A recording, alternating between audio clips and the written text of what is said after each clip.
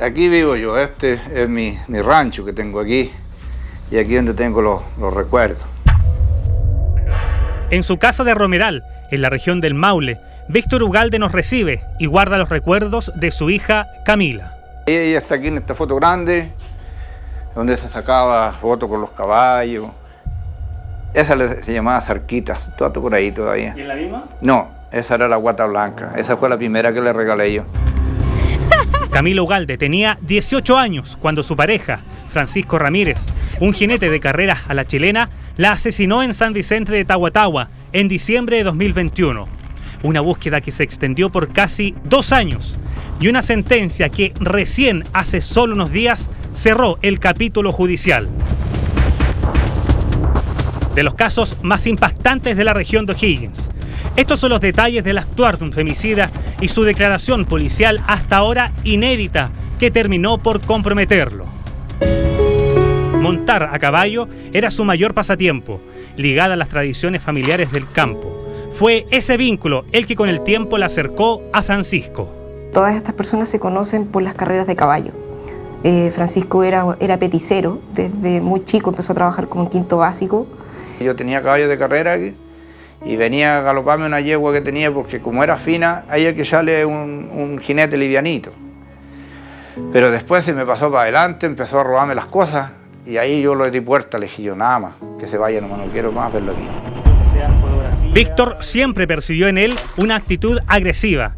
Por eso reconoce que se opuso en su momento a que ambos iniciaran una relación. ¿Usted varias veces le advirtió a su hija? Sí, yo le dije, hija, no te vayas a irte con él. ¿Y cómo voy a querer yo que mi hija anduviese con esa persona? No. Así que le dije yo, hija, no te vayas a ir con él. Y me dijo, no, papá, si la gente cambia. Fue lo último que me dijo. En enero de 2021, Camila dejó la casa de su padre. Pasó unos días con su hermana en Chimbarongo y volvió a Romeral a casa de su madre. Pero al cumplir los 18 años se fue a vivir con Francisco, en ese entonces de 23 años. Primero en la casa de la madre de él, donde surgieron las primeras señales de violencia. Luego, por las carreras a la chilena, comenzaron a moverse entre distintas localidades. Así, a los meses llegaron a unas caballerizas del sector de Zúñiga, en San Vicente de Tagua. Francisco con Camila vienen a este sector a trabajar en el apoyo hacia el administrador, en los cuidados de caballo. Francisco también participaba como jinete de carrera. Aquí, a casi 1 hora de Rancagua, se realizaban carreras a la chilena. En ese entorno comenzaron a convivir en un lugar con muy pocas condiciones. Acá ellos llegan a vivir alrededor de junio del 2021. Este es el primer lugar donde ellos llegan. Justamente, este es el primer lugar donde ellos residen. En este lugar se empiezan a generar los primeros cuadros de violencia, tanto física como psicológica.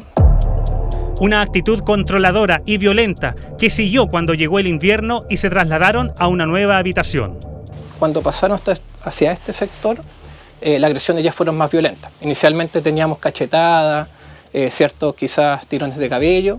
En este lugar ya empezamos con golpes físicos más fuertes, patadas, golpes de puño, los cuales eran presenciados por personas que venían de repente a carrera y constataban la forma que trataba Francisco a Camila. Los testigos protegidos la vieron llegar, dicen que era una niña muy linda, que venía muy feliz. Se notaba que estaba muy ilusionada y ella ingresa y las veces siguientes que ellos fueron, ella ya no saludaba a nadie, no podía interactuar con ninguna persona que llegara a ese lugar. Pero todo cambió a mediados de diciembre de 2021, cuando hubo una carrera a la chilena. Testigos relataron que esa fue la última vez que se vio a Camila. Pasaron los meses y la familia no supo nada de ella. Durante su convivencia con Francisco no mantuvo contacto con cercanos. Recién en julio de 2022, 7 meses después, se presentó la primera denuncia por su desaparición. Y en septiembre, la PDI comenzó a buscarla. El foco estaba en las pesebreras de San Vicente. Allí había sido vista por última vez. No encontraron nada, solo manchas de sangre en la habitación que compartía con Francisco, identificadas gracias a la aplicación de un reactivo Bluestar. Pero de Camila, ninguna señal durante casi 1 año. Siempre nos quedó un foco de interés en esta zona, lo cual nosotros ya en agosto del 2023 volvemos a hacer un rastreo y ahí llegamos a este foco de interés. Casi 1 año después, un dato volvió a dirigir la mirada a este punto. Y así, el 3 de agosto de 2023, con una retroexcavadora, comenzaron a remover un perímetro de tierra, junto a bomberos, personal municipal y la PDI. A los pocos minutos llegó el padre de Camila. Aquí había un montículo de tierra en esta zona, que justo frente al dormitorio que ellos tuvieron al inicio. Ya pues empezó la máquina a trabajar y por ahí salieron unos huesos, salieron una ropa. Yo dije, ya cerca, entonces me voy a ir mejor, no voy a aguantar. La primera impresión de nosotros eran femeninos y eso lo cotejamos con el apoyo del servicio médico legal y establecimos que era lamentablemente Camila Ugalde. Un mes después del hallazgo, en septiembre de 2023, una hermana de Francisco tomó el teléfono y llamó a su madre.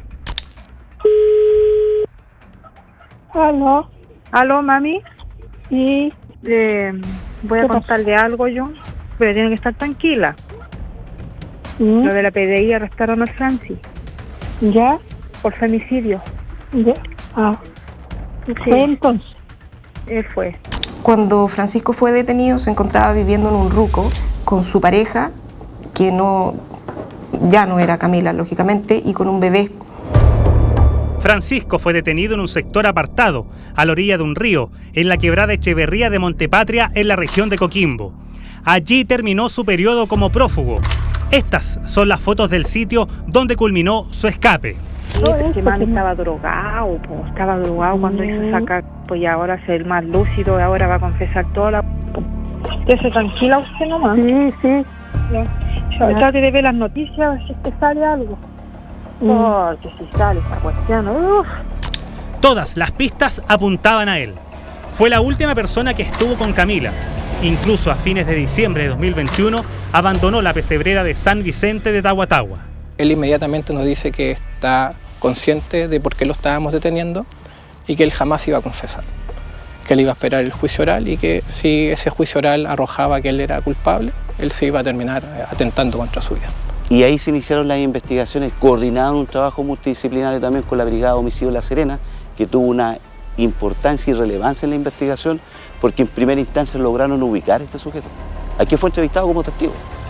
Sin embargo, dio a conocer información que evadía su responsabilidad. Nunca confesó el crimen ni declaró en el juicio en su contra. Pero hubo una ocasión en que sí habló, cuando todos buscaban a Camila.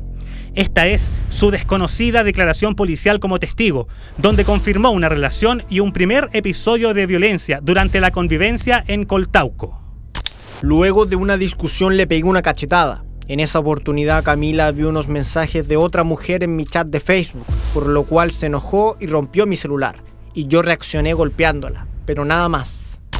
Pero lo que dijo después terminó por complicarlo. Desde ese episodio continuamos con nuestra relación, siempre en movimiento por las carreras. Por lo cual después de un tiempo regresamos a casa de mi mamá en la comuna de Romeral. Recuerdo que en esas fechas fuimos a casa de mi abuelo en la comuna de Peum. Ya en el mes de diciembre de 2021, lugar donde pasamos Navidad, fecha en las que finalmente terminamos nuestra relación. La familia de Francisco igual prestó declaración y indicó que eso había sido falso, que nunca había estado Camila en Navidad. Hace solo un par de días me enteré que en redes sociales existía una funa donde me culpaban de la desaparición de Camila. En cuanto al actual paradero de Camila, lo ignoro completamente. La investigación reveló que la golpeó hasta quitarle la vida el mismo día de esa carrera a la chilena, el 15 de diciembre, en su habitación y probablemente en la noche. Francisco se dedicaba a la carrera a la chilena, había hecho una carrera ese día, había perdido, eso lo ofuscó, él era una persona ya con antecedentes de violencia. Francisco tenía un control absoluto sobre todo lo que hacía Camila. Francisco la hacía trabajar, nunca compartió el sueldo con ella. Francisco no le daba comida. Los testigos protegidos señalan que al final Camila estaba en una situación paupérrima, muy delgada. Lejos de lo que muchos imaginarían, este lugar aún sigue habitado. Todavía se cuidan caballos y se realizan carreras a la chilena. Hoy Francisco tiene 28 años. Fue acusado por femicidio e inhumación ilegal. Hace solo unos días, el tribunal leyó su sentencia, pero ni él ni su abogado se presentaron, solo la familia de Camila. Fue absuelto de la inhumación ilegal por considerarlo como parte de la intención de matar y ocultar el crimen. Fue uno de los 44 femicidios ocurridos en 2021. De aquí ya puedo decir que puedo morir en paz. por todo lo que hice buscándola. Francisco deberá cumplir presidio perpetuo simple y solo podrá optar a beneficios después de 20 años. Contactamos a su abogado defensor, pero no estuvo disponible para una entrevista. La defensa buscará anular el juicio. Un capítulo judicial que acaba de cerrar para esta familia, aunque el dolor permanecerá por siempre.